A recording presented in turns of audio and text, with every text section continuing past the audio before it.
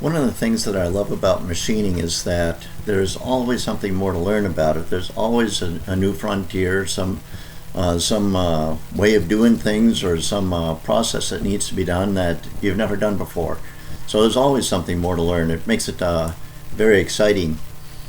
I worked for my first job out of in college, I guess you'd say, was at a local shop, and of course, as a machinist and a new guy, I had a lot to learn, and I spent a total of over 2 decades there, learning the ropes. I did machining, I did some supervision, and eventually I ended up doing a bit of quality control and such as that. But during the course of that, I did a lot of manual machining on lathes and mills in particular, and CNC machines, mostly on lathes. But at some point I decided it was time to move on, so after 21 years or so I decided, well, I'll quit this job and go look elsewhere, and I did. I realized before I made this move that I'd probably be job hopping for a while before I'd settle in someplace. And yes, that did happen, and it's still happening. I've worked at over a dozen companies since then. And in saying that, sometimes it's concurrent. Work at several jobs, one full-time and a couple of part-time jobs and such. But there's always new things to learn at different shops and different ways of doing things. And it taught me a few things. One is to be a little bit humble. Don't ever think yourself an expert necessarily. Be careful with that, because there's always someone out there that is stronger than you, faster than you, better than you one way or another, holier than you, smarter than you name it. There's always someone that's got some trick up their sleeve that just makes you look like you just crawled out from under the rock and saw daylight for the first time. So a little bit of humility goes a long ways, even when you think you know all the ins and outs. I worked at one shop where they machined hardened rolls of steel.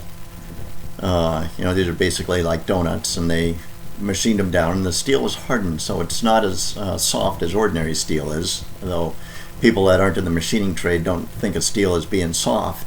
Unless it's been heat treated, generally speaking it is, and it's not too hard to machine.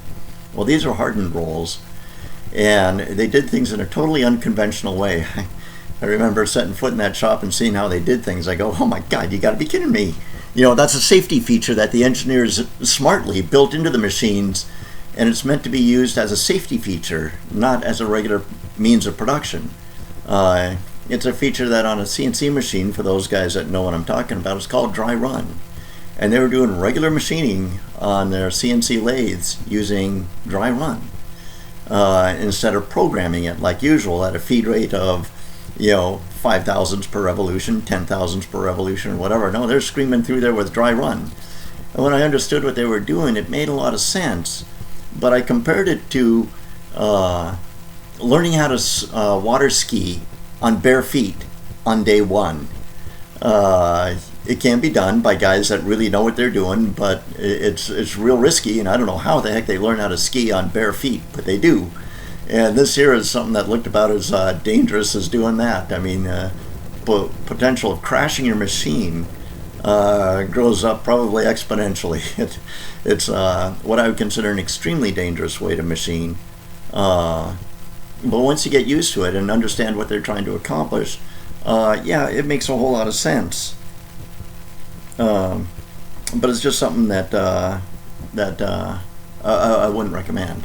So anyhow, the bottom line is that there's always someone better at things, someone that knows some trick that you don't know.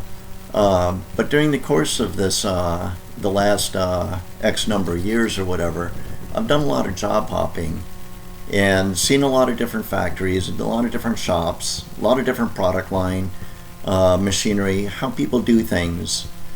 And I noticed that a lot of shops are dysfunctional, I guess you'd say. They're either the management or the quality control or the implementation of great ideas or whatever.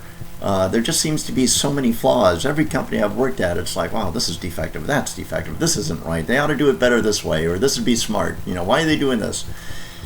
And I'd end up getting very frustrated. And sometimes I'd quit, sometimes I got fired, sometimes I got laid off, sometimes I got called back. That's all happened. I've shoved onto a night shift that I didn't apply for. All sorts of things happen to you, and you just have to roll with it. After a while, I realized that between all these companies I've worked at, the one single common denominator across all of them is me. I'm the one. So I thought to myself, ooh, that's brutal. Maybe I'm the weak thing here. Maybe I'm the dysfunction. Maybe I'm the problem.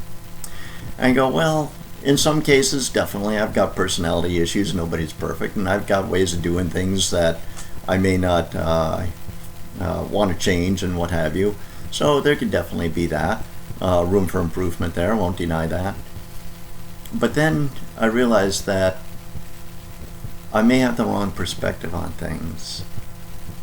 And I realized that I work at these companies, but that's not necessarily who and what I am. Perhaps a better way to look at it is I work for the Lord Jesus Christ, but I work at this particular company. So this is my assignment that God has given me, to work, to learn, to be the best person I can, to work with integrity, to work with generosity, to work with charity, the same way I would if He Himself were standing right here in front of me. And I make Him my boss, and now all this is just the assignment. This is where I'm at for now. And it may change tonight, tomorrow, 5 years from now, maybe 10 years from now. I don't know. But for now, this is the assignment. Do the best you can, Dan. Do the best you can. And give it your all to whoever the owner is and your coworkers are. That's not for you to worry about. The thing is that the Lord has put these in your path, and your job is to be the best person you can, to be the best example of Christ's love for all mankind. Do the best you can at the work you do. Learn what you can. Share what you know. Don't keep it a secret. Share everything. Ultimately, all truth comes from God, because He is the way, the truth, and the life. He told us so. So if that's the case, don't think that you're so smart that it's all yours. Share it with the people around you and help everyone row together in the same direction. So with that, I think I'll close. Be humble, learn, be generous, charitable, work with integrity, and trust in the good Lord to guide you. God bless you. Bye-bye.